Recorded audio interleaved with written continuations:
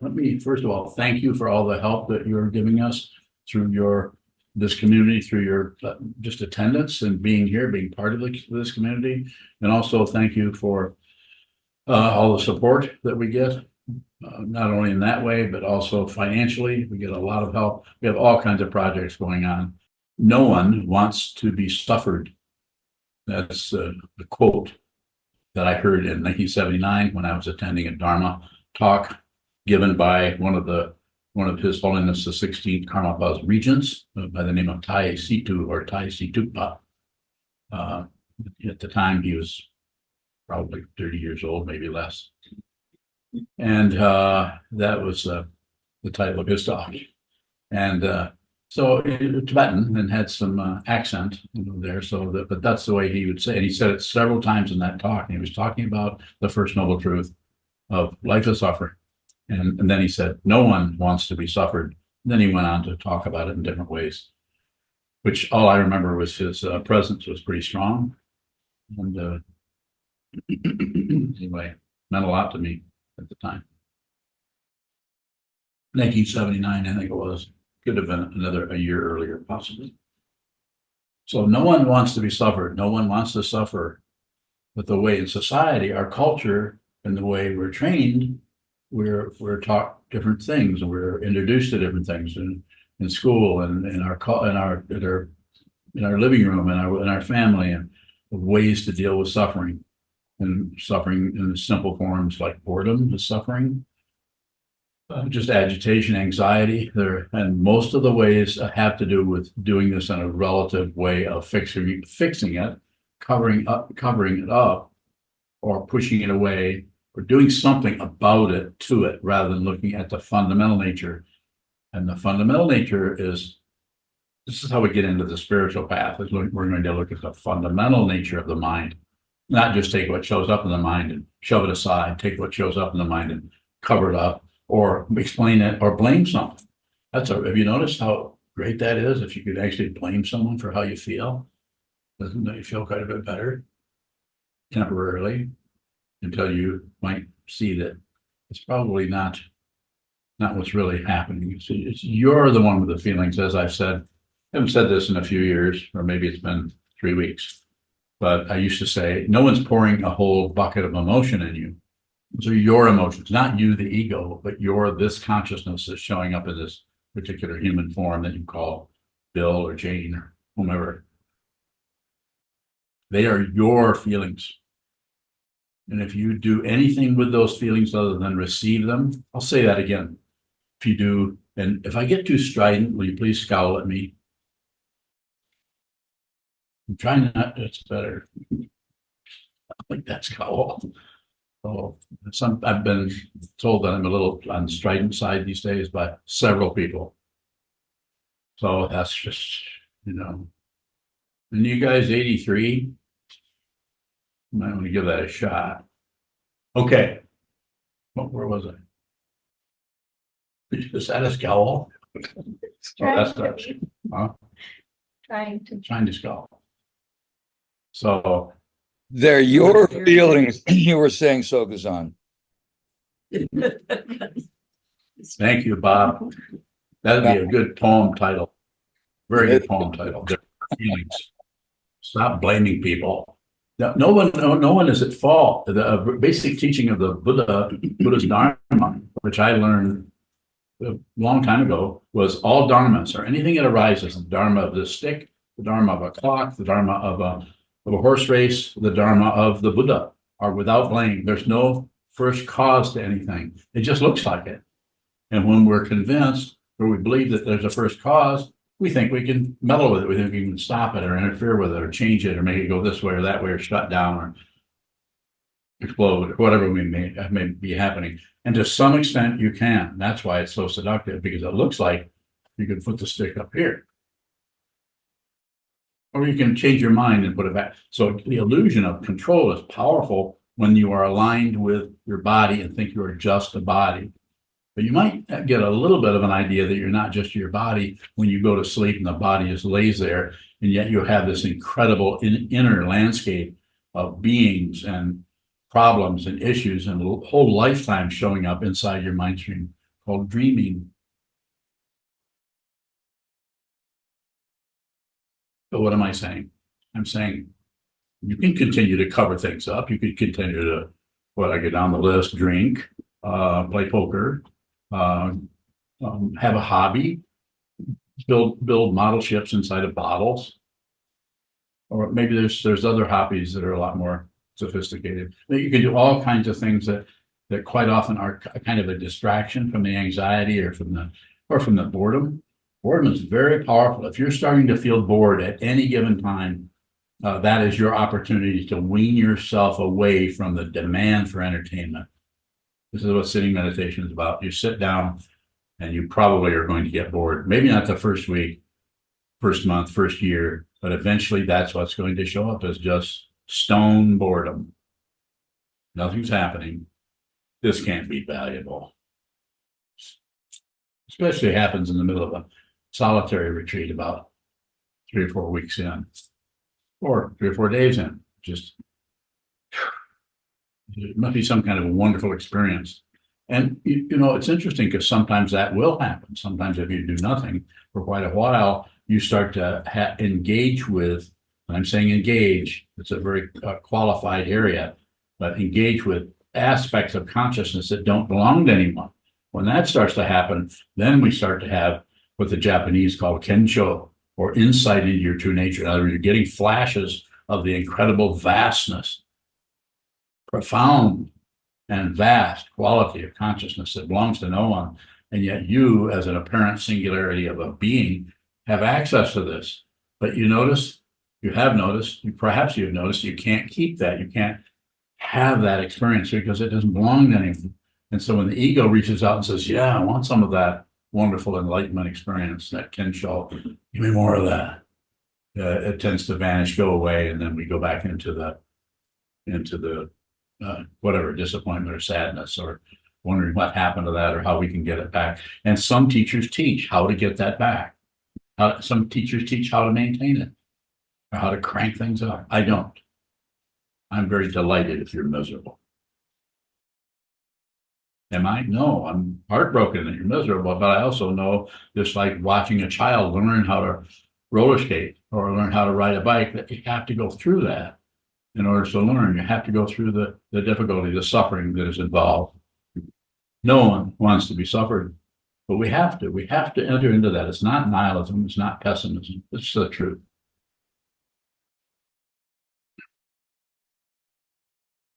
So what's being recommended is, every talk I give is same situation. Train your mind to see clearly so that the identity part that tends to get in the way, that wants to have satisfaction, that wants to get to do something correctly, that wants to have a claim or be respected or something, wants, desire. Second noble truth. First one is no one wants to be suffered, as according to Taisi Tupa Rinpoche. Actually, it's his eminence, Taisi Tupa. So he's way up there in the pantheon of tulkus, or incarnated beings from other lifetimes. Nirmanakaya Buddhas.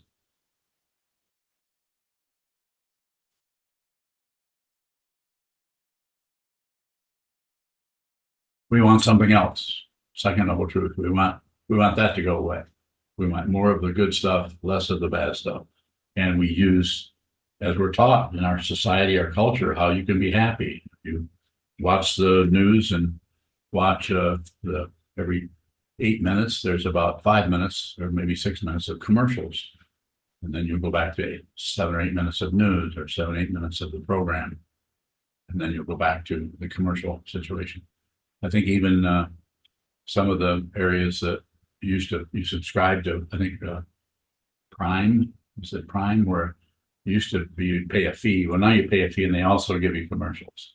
So that probably will happen with the other movie programs too, is eventually you just won't be able to get away from people trying to sell you things.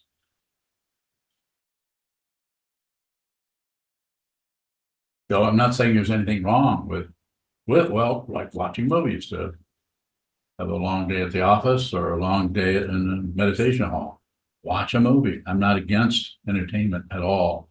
We're just saying, be very aware. Here again, that word that I use over and over, very aware of how you're using, how that's showing up in the consciousness. It just doesn't mean that if you're aware that you're avoiding bad feelings or sad feelings by watching a movie.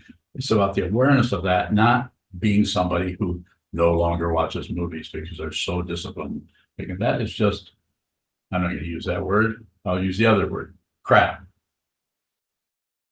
You don't have to do that. You don't have to modify your behavior. The only modification that I recommend in your behavior is to hold still and watch the behavior. Hold still and observe it rather than try to change yourself or manipulate yourself into some kind of ideal being. You do not have to improve. I'm not saying there aren't other people telling you otherwise. And if someone is telling you, saying other ways that you should do this, you probably should listen to them. I'm not the end all be all of authority, but if you're listening to me, probably good idea to listen, consider what I'm saying. Disagree. You don't have to agree with me. I don't need anyone's agreement to anything. I know what I'm saying. I understand what I'm saying, and I'm not correct. I'm not incorrect. I'm not correct. But I don't have a position like that. So if you want to bring it this way, where you see things differently, I'm delighted to talk to you about it or discuss it to some extent. Can't do too much. I'm here to give you a Dharma talk, not to have a conversation. I can do a little bit of that if it seems to be necessary to you. My intention here is to help you. It is not to control you, get you to join a cult or follow, do everything Sokuzan says. Even the people who are monks here know they get a lot of leeway, although they're asked to do a lot of practicing. The forms here are very strong. If you did every form that was here, you wouldn't have much free time at all. But I leave that up to each individual. No one wants to be suffered. But the suffering might bring you in a situation where you really finally understood, I really need to look at this suffering that I don't want, rather than figure out ways to get around the suffering or stop it or keep it at bay for 3 weeks or 3 months or 3 hours. Very, very difficult.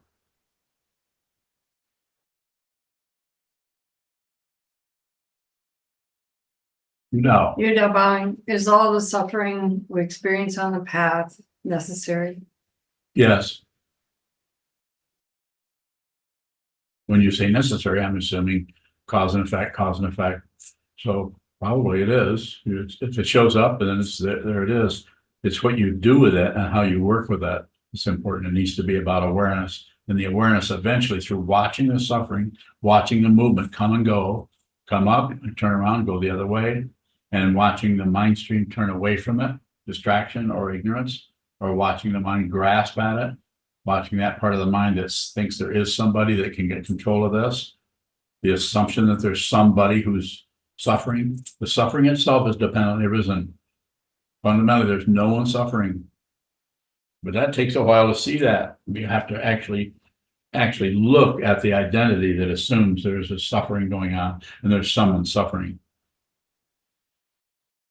Hard work, very hard work being trapped in a body-mind complex that you think you are, and you are to some extent, but you're also way beyond this. The beyond is the only word I can think of. So you're not trapped anywhere. There never was a trap, but it sure looks like it. Go ahead, please. If we are doing things to lessen our suffering, it seems like we're avoiding if we do anything with that suffering. So that's why it's the middle way, a little bit. So do something with it. We're not talking about torturing you. Some people think, oh, there's, like the Buddha in ancient times, he actually went out and went without eating. That's why you see sculptures of him with his ribs showing. He went without food and he tortured himself. And then he came back and had a glass of milk, sat down on some kusha grass and decided he was going to just see what this was. And he, as the story goes, he stayed there and resolved not to get up until he understood what this whole thing was. And apparently his 6 years of doing everything else had some kind of set some kind of a tone for what he was about to do there, is realize his true nature. Is It seems like without suffering, we cannot make any so-called progress on the path. That would be a way of saying it. Yes, without actually seeing that we're suffering. And the most important thing to see is not only your own suffering. We all know that if you're here, and you're a monk, which you are. Now, if you're a practitioner, whether you're a monk or not, if you've been practicing for a while, you realize that this is hard. It's extremely hard to do. Everyone I talk to has, not that people don't have a sense of humor too, but it's very, very difficult. And I would not be able to do this with anybody if there was some kind of airy fairy, just be happy, like the song goes. Don't worry, be happy, or some kind of power positive thinking. So I'm not saying there's people that shouldn't be doing that. Of course, there are people that there's all kinds of things you could be doing that could fundamentally help you. Whether it's a spiritual path, I don't know. I'm not here to evaluate that. I'm just saying, I know what is happening here. I know what I'm looking at, and that's what I teach out of. So it's important to receive what arises in your mind stream without fighting with it. Don't go to war with your mind or with anybody's mind. And then when you really realize your own suffering, which is not, you just stop covering everything up, then you begin to realize there's no solid person who's suffering. There's just the suffering, which does not necessarily make it any easier. The transition from seeing this person and the suffering there, and then being able to see into others and seeing that the way people act so crazy and are so sometimes obnoxious or difficult is they're suffering. And they might have to act a certain way to cover up their suffering. We see this in children who just fly into a rage or cry or everything. They're suffering. They don't know what to do. So they start covering it up with screaming, crying, pounding the floor. I was one of those children. And maybe you were. I would get so upset, I would curl myself into a ball, or I would run as fast as I could at a wall, curl up into a ball, and just crash into the wall. And my mother would scream at me, "Don't you throw yourself." And I remember thinking it put me into an existential crisis there. I actually could not throw myself because in order to throw something, you have to pick something up. I'm thinking this at 3 years old. I could pick something up and throw it.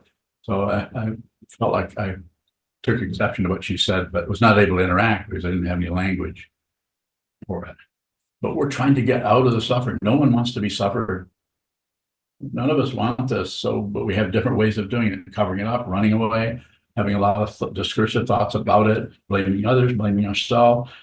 It's just it's a Coney Island of the mind. It is so extensive and vast and crazy. And this little part makes a little bit of sense, but if you look right over here, suddenly this is totally outrageous. If we watch the political scene right now, it's just astonishing how completely nuts people can be.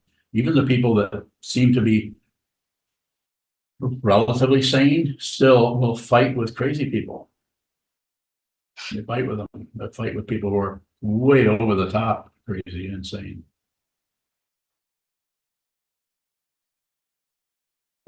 Yes. Anything else?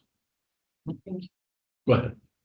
I'm thinking of our forebears like Naropa and Milarepa and Yes. some of the others who have crazy stories of intense suffering. Yes, And much of it was inflicted by their teachers. that's Is true. that true? And quite often, that's what happened. It wasn't a standard necessarily, but yes. Talopa basically tortured Naropa, and Marpa basically tortured Milarepa. And then there are stories in other the Zen lineages, and which is what Sokuzan has been talking about, especially. Really intense difficulty there. Yes. What is a student's role when the teacher is causing suffering? Receive. Receive it. Don't disagree with anything. And don't agree with it either. That's just as bad. Don't agree, don't disagree. Don't ignore. Don't ignore your life. Don't miss your true nature. It's being delivered up to you. And sometimes it might look like this person is outrageous. Well, maybe I am. But what I'm interested in is helping you to see your true nature, which is without a self. this just consciousness only. And this is an illusion. This is a profound mirage that is solid. That's why it's so convincing, scary. The emotions are real. They take you by the throat and twist you up in knots. Sanho. You're direct with us, but you don't torture us, at least not me. Why don't you torture us? I just ain't gotten to you yet. Excellent. They're pretty quick response. So, and I work with everybody differently. Some people might think I'm a shmoo. You know what a shmoo is? No. Yeah, it's a little, looks kind of like a bowling pin, but it's really fat. And it comes out of, is it Joe Palooka back in the cartoon back in the 50s? Little Abner. Huh? Yeah. Little Abner. They were little beings that ran around on 2 feet and didn't have any arms. They were blue. Huh? They were blue. No, those are.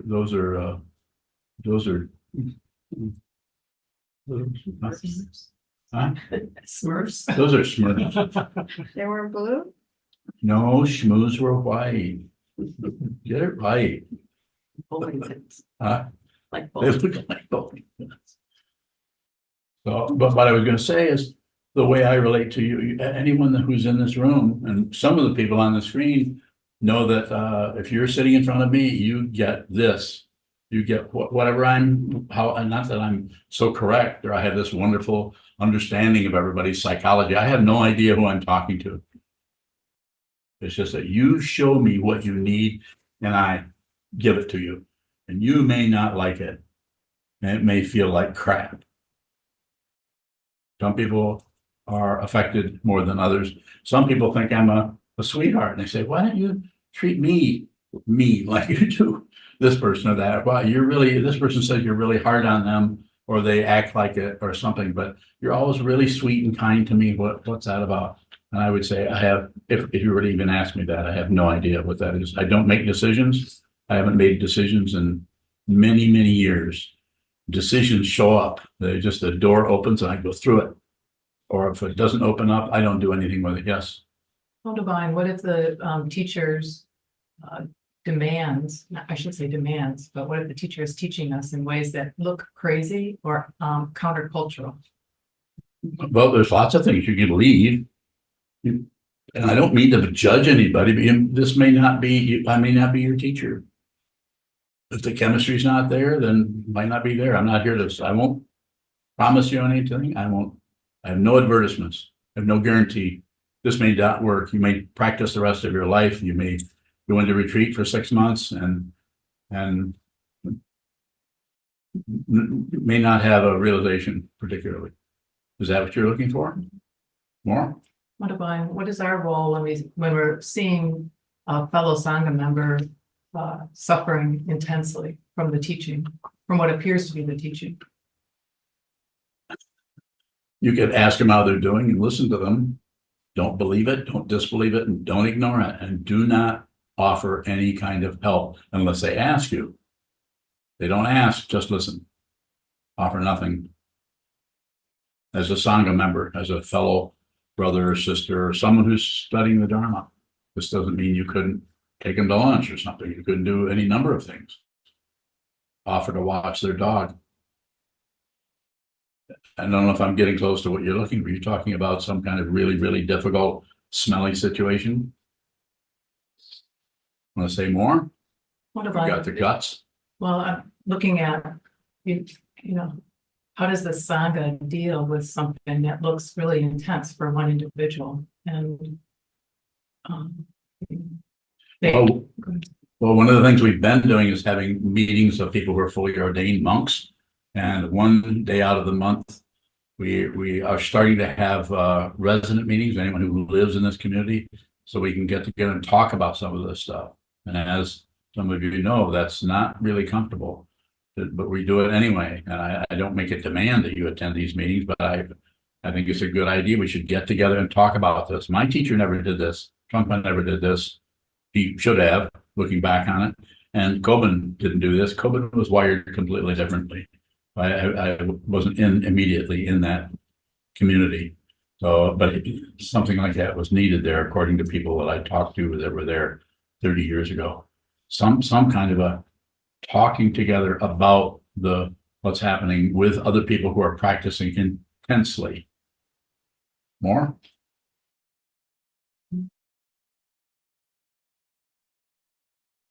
What is it about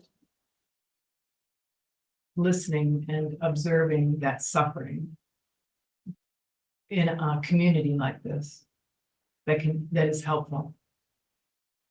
You're gonna have to elaborate a little bit more. What is it that's suffering? You know, we're basically witnessing another person's suffering as a community.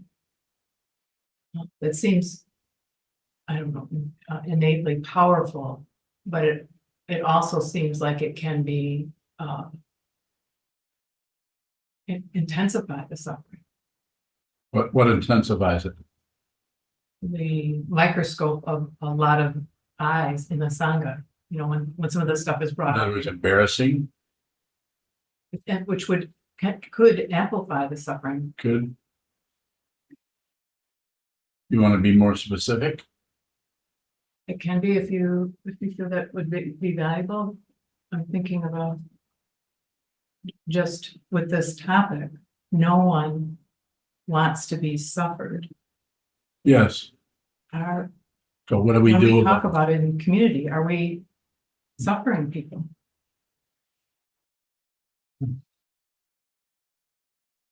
So we just, you heard me, the slogan that I have is CCC, communicate, cooperate. If you're communicating, you probably are going to be able to cooperate unless the communication is really one-sided. In other words, just you talking and never listening.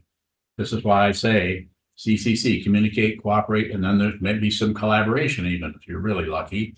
But the first C, it has to be 90% listening, or at least somewhere in the area of that, over 50%. You have to really hear. You have to make sure, am I hearing you say da, da, da? Are you saying this? It sounds like you're saying, repeat what that person is saying and say it. Now, the way that sounds is even though you're saying it this way, it sounds like this is how actually have some interaction with that person and do it in community if you can. I'm not talking about therapy, even though that can come into it. I mean, you're a therapist, so you know what I mean. You've done lots of group therapy, as I understand or recall, and individual therapy, as other people here. I know Kelly Climbey has done that kind of work. And who sent you here? Let's see her. I thought she was here earlier. Maybe she's with Rumi, but people in the community who are therapists work. That's a totally valid way of working with people. I'm not saying everybody should meditate. Nobody should have a therapist. And no, I'm all about all of this. Any way you can help people. Some people, that's the only way you reach them is through some kind of talking. Other people, like, have to sit down on their butt and watch the nature of the mind. We're all a little different in this area. More? Divine, what's coming up for me is when we're witnessing the suffering of an individual, and it just seems like there's not anything we can do other than observe, listen. 90. Yes. It seems like in some ways, are we complicit in their suffering? No. Not at all. Just like if I sit down, I have lots of face-to-face interviews in private with people. I don't know how many, but a lot of them every week. Some of them are timed and are pretty close. Some of them are not timed, just depends on the individual. And I do my best to listen and meet those people where they're at. And people keep wanting to talk to me. So I listen to them. And quite often I talk to them. We have a conversation sometimes. And it's about really difficult material, but I don't go in and try to fix it or solve it for them.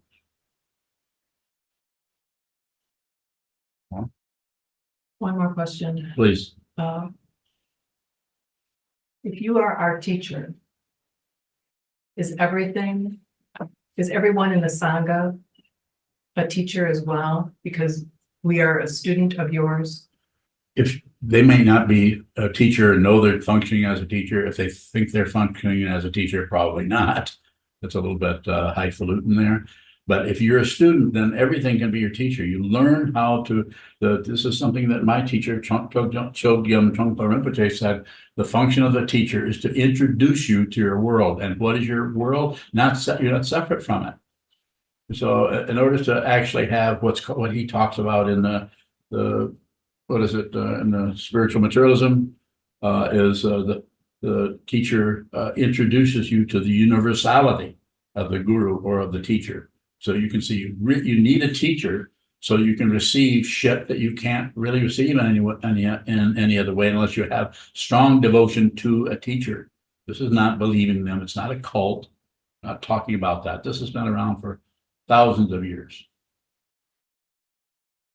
A cult is much different. That's all about controlling people and getting people to obey you.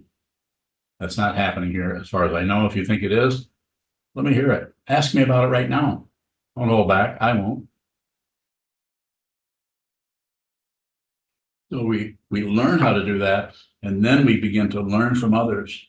We begin to be a student to others and see, but that area of being a student of others might be more receiving how much suffering is happening with that person, that on the surface, the only thing we're seeing is the surface of their confusion, that they might be barking or carrying on or blaming others. And yet what you see when you see that, you actually see that intense suffering behind that. No one wants to be suffered. And so they don't know how to get rid of it. So they blame or accuse, or we've seen this in our own community recently. So that doesn't mean we go back and scold the person or accuse them of covering things up, and they need to be responsible for their feelings and all of that. Although there might be some of that going on more. Sanho, I'll get to you in a minute. Sanho Bowing. When I see someone suffering or several someone's, and I care about all of them, and I can acknowledge this is a horrible situation and there's nothing I can do. What do we do? There's no standard protocol for any of that. It's awareness. Awareness is the only thing that we really have as meditators, as students of the Buddha's teaching, of Buddha's Dharma. Awareness. It's not about this and that, although some teachings in the past talk about upaya or skillful means where because you're functioning out of wisdom, you actually know what to pick up and turn over and what to put back down, and who to leave alone and who to come right in and move into their area and say, you need to move here, you need to do this. You do that out of spacious awareness, not out of a self that's right and another self that's incorrect and needs to be corrected. We get into that, as soon as you start to see that, like you think you know something and somebody else doesn't, stop. This is called renunciation. You can do that. Do I do that? I don't know. I don't keep track of what I do. I have no credentials. When I say I'm nobody, I don't mean that I'm some kind of a non-entity. No, I'm a strong, powerful entity, but I don't have a center. If you have a center, bring it to me, and then I'll help you with that. It's called ego. Shoto bowing. With that idea of, I think the phrase is being tortured by the teacher, how much of that is the projection of the student? Well, probably the teacher, if it's a true teacher, she, or they are unlikely to be torturing anybody. They don't see anybody. They don't see other people, but the other people bring their self-centeredness, their identity to the teacher. And the teacher, if they have permission, and some students are able to give complete permission, there's no way you could chase them away. They're giving you so much permission. And then other people would give you permission, but unless you act this way or this way. So, and then it starts to show up as a cultural situation where, well, you can say this and this and this, but you can't do this because teachers shouldn't do that. Big misunderstanding. Don't believe a word I'm saying. Consider it. But I'm not asking you to believe. I don't need anybody believing anything. Go ahead. If we feel like we're getting difficulty from the teacher, is that showing us how we're not receiving the teaching? There's no standard for it, but it could be. If you're asking that question, then probably something like that showing up. That's not registering over here with a personal relationship between you and me. I don't necessarily see that, but it's not up to me to do that. It's up to me to meet you where you're at. And if I meet you where you're at, I won't have a credential for it. If I do, then I'm not a true teacher. I'm teaching out of, I know more than you do, and I have to help the poor suffering mortal. There isn't anyone. I'm sorry to disappoint you, but it's the truth. Go ahead.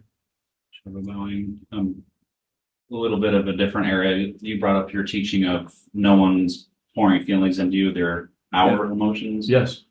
When we're the triggerer of someone else Mhm. who's having some emotions, what's our responsibility for their emotions? It'll be the trigger.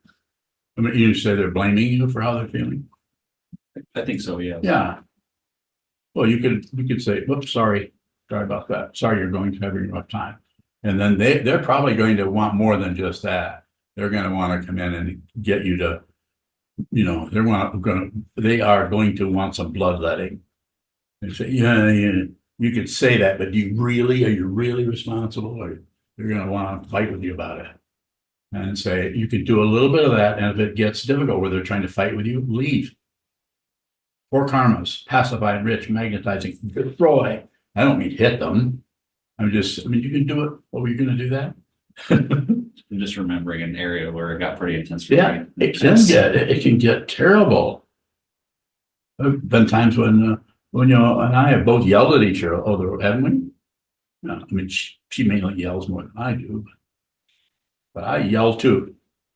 I've not cleaned up any act. There's nothing to clean up, but there's a lot to be aware of. Don't miss who you are. Don't miss your karma. Don't cover it up with some kind of ideal, perfect being who's more and more kind and loving. And just please don't do that. Be genuine. Be who you are. You can actually be who you are if you stop trying to be somebody separate from everybody else. And all you have to do that is just see that you never were separate from anybody else. It's an awareness practice, not a conclusion practice. And it's very challenging, and the ego does not want any part of that. And it will fight you tooth and nail. That's why it's necessary to have a teacher who sees this. I have students fighting me and thinking that their emotions are caused by me. And are they? Maybe. Go ahead. Show vowing.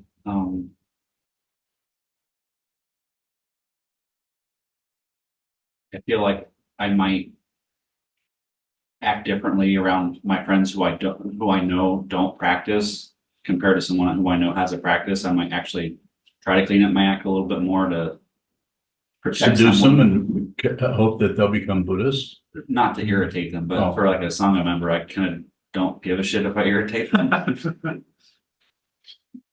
Well, at least Tano has a sense of humor. Yeah, go ahead.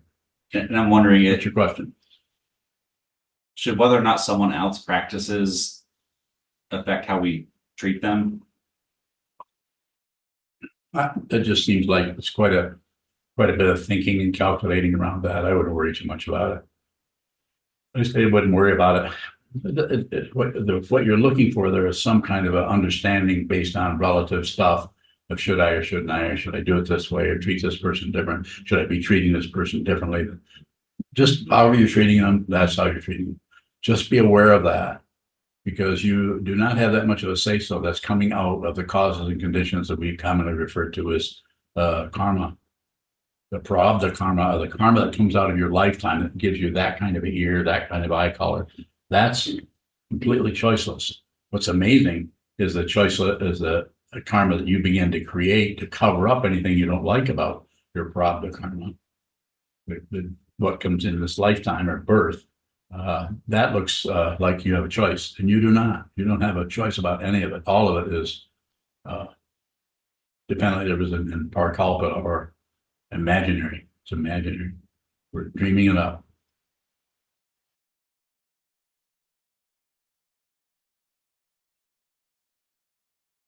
Take a few more questions, maybe. Yes. So, Corinne, bowing, do you perceive the Sangha as being cloistered from the greater community? I don't know if I'd call it cloistered. There's a difference if you're living in the monastery, as you know. For years you lived up north, 3.5 hours away. Isn't this quite a bit different down here? Do you feel anti-cloistered up there? But it's different, but it's each person is so unique, and so some people just can't live here. They don't want to live here. They don't mind visiting, but they don't want to stay here. And other people want to be here. They want to be in this environment, kind of a hot box. So Grand Valley.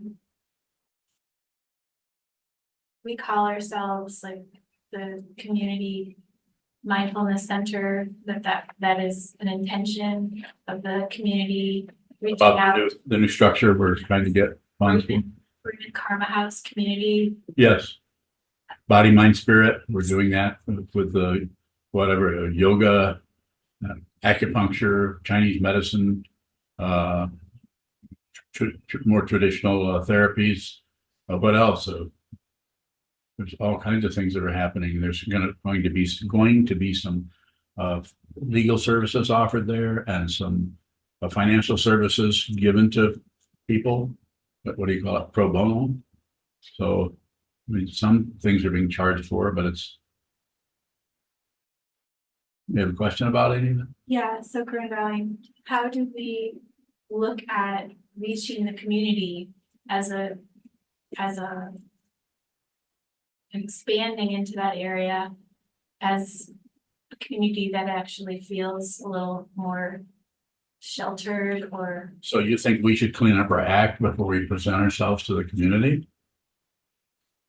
I'm not sure if that's where you were going, but it's just tempting to jump on that.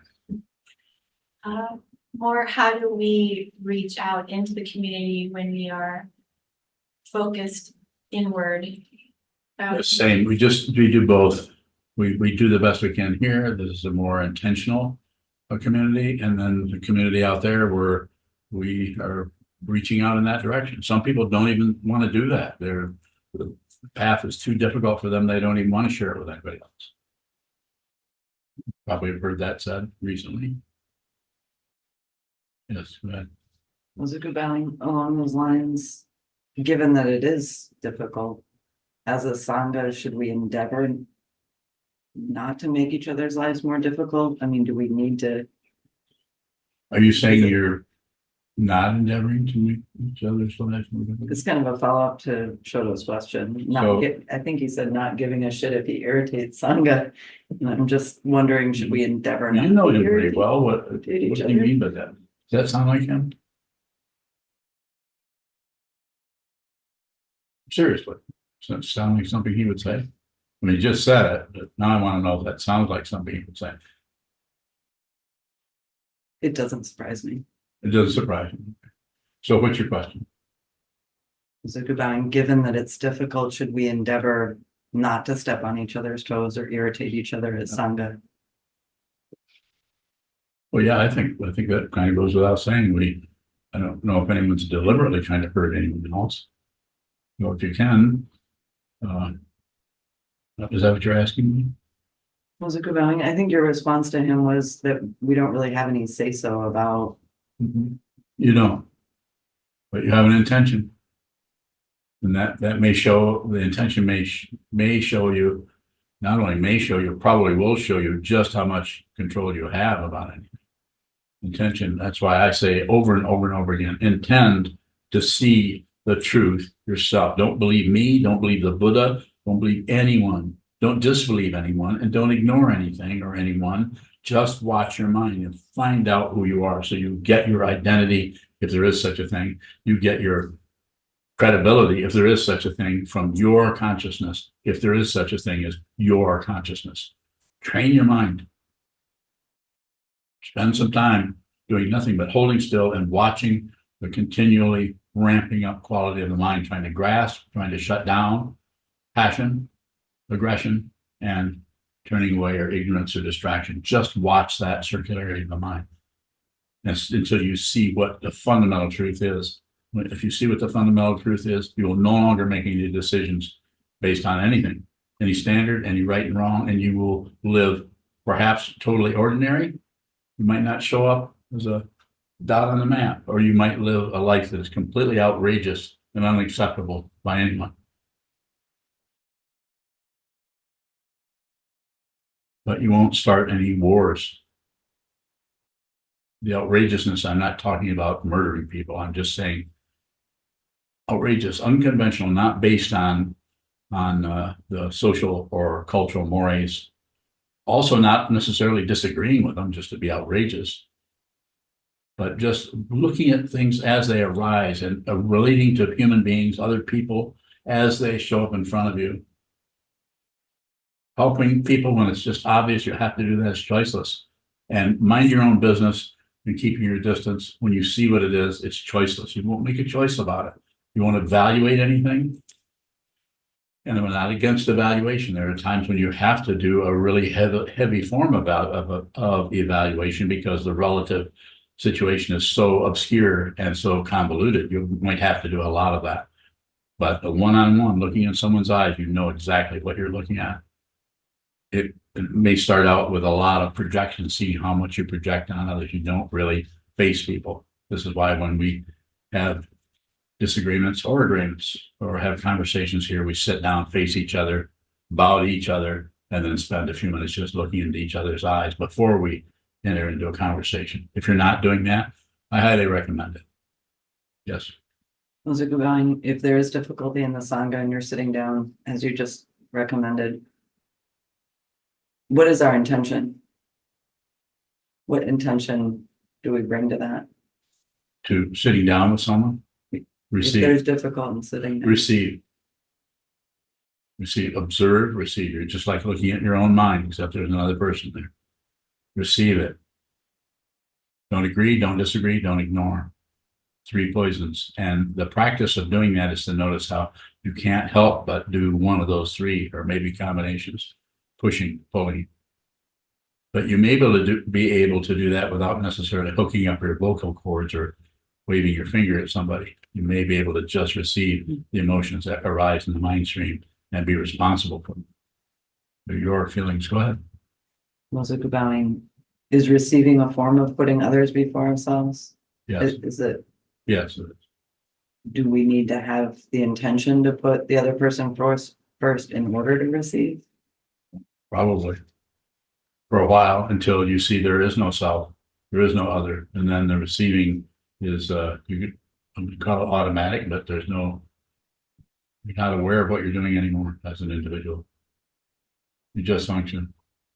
You function with what shows up. You're functioning very relative to everyone else because you're not going to stand out like the proverbial sore thumb. But from the perspective of the consciousness that is there, you do not care what happens next. You don't have an agenda other than the vow to be with all things, to save all beings, to put others before yourself, no matter what, even if at the cost of your own death, which is unlikely to happen in this situation, but it can feel like it at times if everybody else is winning and you're not, or someone you're really close to is turning away from you and has no understanding of you and is being disruptive, can be very uncomfortable. Yes. Shoulder bowing. An image you use sometimes, I feel, is you'll talk about consciousness and awareness when someone asks you to separate those a bit, that the awareness is more of like a Spotlight. Is that awareness what we mistake as a self? Well, the attribution is if you're aware of something, you think it's you that's aware of that, or you that's not aware of that over there. So there's a lot of various discursive thought going around that to reinforce that. I'm thinking this, and I'm thinking that, and I'm worried about this, I'm worried about that. So a lot of extra thinking process that reinforces the illusion that there's a person here and behind these eyes, or that is hearing, smelling, tasting, touching, thinking, feeling.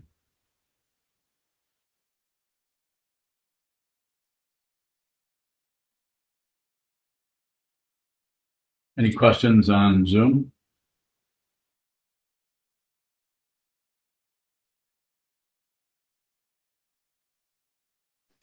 So how receptive are the inmates at the correctional facilities? I know we discussed when we're really young, we can throw tantrums. That kind of resorts to older adults. They're insane. Who's asking the question? I don't see your face anywhere. Yes, sir. Sorry. This is Ben. Okay. Oh, Ben Stone. Okay, Ben. What's your last name, Ben? Kemp. Okay, Ben. Yeah, we recently conversed on by text. Yes, Same. sir. Okay, what is your question again, sir? So I discovered that you're working at correctional facilities. I was kind of looking to see how receptive these teachings are to these inmates and if there's any progress for change in those who are suffering very extremely. Okay, so that's something I've been doing off and on, not so much right now. Some of my students are working in that area, but I've been doing that since the 1990s, working in various prisons, both federal and state. I haven't done too much lately. That's a little bit harder for me to do these days. And but to respond to your question, I think it helps in ways that are not really obvious. I've been in many over 30 correctional facilities here in Michigan and 3 different federal prisons, and taught meditation, awareness practice, and so on, and Buddhism. And to try to address your question as well as I can, I would say the situation that they're in a highly controlled and conditioned hell realm. And so, and I think my idea there, and I've been talking to one of my students here, who is an attorney, and we're looking at some point in the not too distant future about going in and trying to change some of the just basic difficulty they're having there. Which one is their food quality is horrible, like feeding people cardboard or something, horrible. And so I also have several inmates, not many, but that have been incarcerated. And so I have the firsthand information. And so some of them are very close students. And so we're trying to find what's the very best thing. I'm not so sure that mindfulness practice or awareness or shikantaza is the best thing to teach there, having done this for well over 30 years. I could, and if you and I were to sit down, I could tell you stories about it. We could talk about it more, but I would say that it seems to be helpful in some ways if someone gets a practice of sitting meditation and gives them something to do in there besides just beat their head against the wall or fight with other inmates, which there's a lot of warfare there. They don't protect them from each other. They put them in a community of people that are all having problems. There's no training, specifically no mind training for anyone. And it's very difficult for anyone who, one of my students who, Yudao, who's also a monk, she's recently been into a prison and was just saying how difficult it is just to be a volunteer. You're treated like crap in there. Not always. Occasionally you find a chaplain or somebody who's fairly supportive, but a lot of times you're treated just like the family of the inmates, even though the inmate did something 20 years ago when they were 16 and is now incarcerated for the rest of their life. Treated terribly. It's a hell realm. And it's just very difficult. The situation that she's been running into is just the lack of cooperation on the part of the people who work there. They're not paid a lot. There's not a lot of training for them, a little bit just to get them to obey. But how to work with people who are incarcerated there's not a lot of training for them.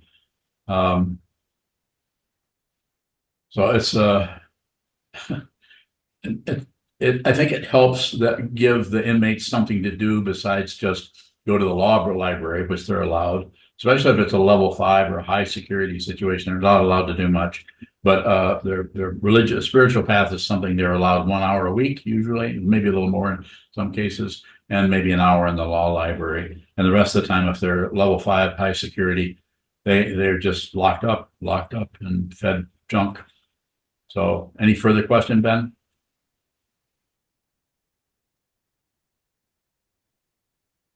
Not as of right now. However, I do have a little bit more I'd like to discuss with you. Is there a good time I might be able to give you a call? The best thing to do is go on the website and ask for an interview with me, and then someone, either probably Unyo, will get a hold of you or respond, possibly Chazan or someone will, and we'll set up a time where we can have a phone chat or a Zoom chat. Are you close to the monastery? About 35 minutes, yes. You should come here. Have an interview. Having a face-to-face interview is the very best way to do this, so I can look in your eyes and you can look in mine. week from Saturday is our all day. A week from Saturday is our all day. Once you do that once a month, just show up for the all day at what, 9 a.m. 9 a.m. and then you'll get in it, you schedule an interview, and that way you'll be able to practice with us. You'll meet the community members that are here for that all day. And you'll just love it here. Just great. 8 a.m. Yes, sir. I'll see you guys then. 8 a.m. Yeah, thanks for the correction. 8 a.m. Showed up. Yeah, see you then, Ben. Nice to talk to you. Shoto, did you say that? No, it's on you. She had a really low voice. Sanho. So no bowing. Ben's question was how receptive the inmates are to the teachings. Yes. How receptive are the inmates to the teachings? Thank you for remembering that. And you're correct. Ben's question was about the reception. And I think it really varies. I mean, it's a lot of times people who come, I've had people come who are only there because the only chance they get to hang out with their homies is in a religious situation. So they sit next to people and they chat the whole time. They don't listen to the Dharma at all. Other people are really interested and are studying and are trying to understand the teachings and practice on their own. This is where I, in prisons, where I developed the teaching of ASAP, or alternating sense awareness practice, where someone could practice for a short time but have a really strong shikantaza practice without doing standard satipatthana practices. So I'd say it's, thank you again for that, Sandro, but I'd say it's variable. It's up to it, including really receptive and showing up at the monastery later on when they get out. Some of them never get out. And I remember one fellow, I can tell a quick story about that. One fellow who was a murderer, and I don't know how that all happened. He talked a little bit about it at the time. It was just situational. It just had to do what he had to do. And he was in there and had been in for, when I met him, he'd been in for about 10 years, and would be in the rest of his life. And he, after he'd been in about 7 or 8 years, he stumbled into the Dhammapada. It just happened to be laying somewhere. And he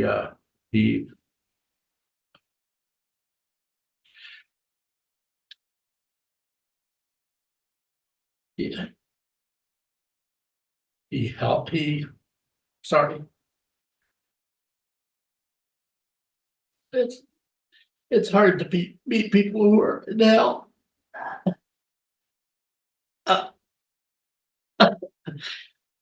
I'll get there in a minute. He held up a copy of the Dhammapada. And he said, "Why isn't everyone reading this?"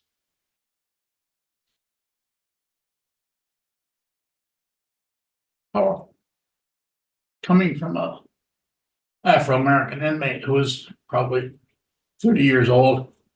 And you could tell this had at least changed his life somewhat, even though he's locked up in a box for the rest of his life.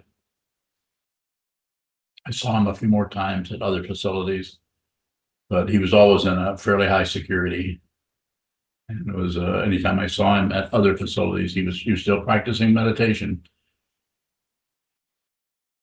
So anyway, thank you for putting up with my waking up. I didn't see that coming.